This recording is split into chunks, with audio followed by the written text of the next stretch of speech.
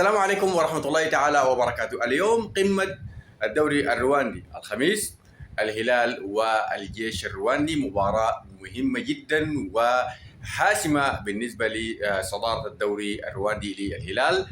طبعا تقام المباراة في تمام الساعة 6 مساء بتوقيت رواندا، الساعة 7 بتوقيت السودان المحلي. الهلال والجيش قمة الدوري الرواندي وقمة هذه الجولة. طبعا الهلال حاليا يتصدر منافسة الدوري الرواندي برصيد 64 نقطة وبفارق 8 نقاط عن الجيش الرواندي الذي يأتي ثانيا برصيد 56 نقطة. يليه المريخ السوداني ثالثا برصيد 55 نقطة. طبعا الجيش يفرق عن الهلال بمباراة زايدة. الجيش لعب 29 مباراة ولديه 56 نقطة، الهلال لعب 28 مباراة ولديه 64 نقطة، وبالتالي في حال فوز الهلال اليوم بإذن الله يوسع فارق النقاط بينه وبين أقرب منافسي الجيش الرواندي إلى 11 نقطة كاملة. بالتالي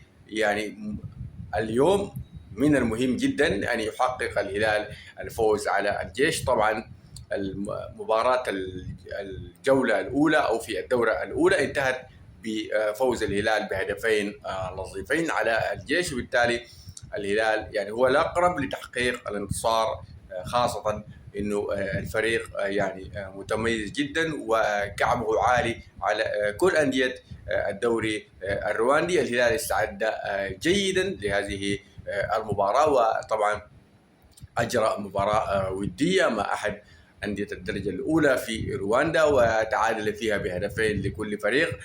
من خلال هذه المباراة أتاح الإطار الفني للفريق الأزرق الفرصة للاعبي الصف الثاني وكذلك اللاعبين الذين خاضوا مباريات الدوري الممتاز مجموعة بورسودان وتصدروا المنافسة. بالتالي الفريق الأزرق على أهبة الاستعداد لهذه المباراة المهمة جدا أمام الجيش الرواندي حامل لقب الدوري الرواندي لأكثر من 6 مواسم متتالية. وبالتالي الهلال هو من سيكسر احتكار الجيش الرواندي لهذه البطولة التي طالما يعني تغنى بها أنصار الفريق الأسود والأبيض.